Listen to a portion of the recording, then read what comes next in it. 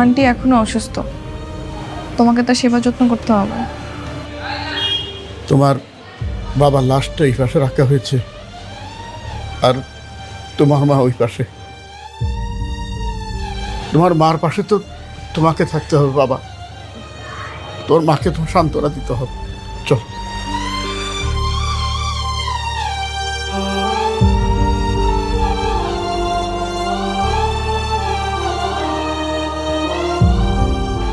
বাবাজি, তোমাদের সাথে আমাদের যাওয়া উচিত ছিল, ইচ্ছা থাকলে উপায় নেই।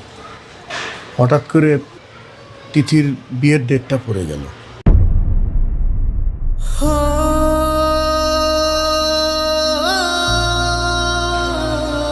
বিয়েটা ওর মামাই ঠিক করেছে।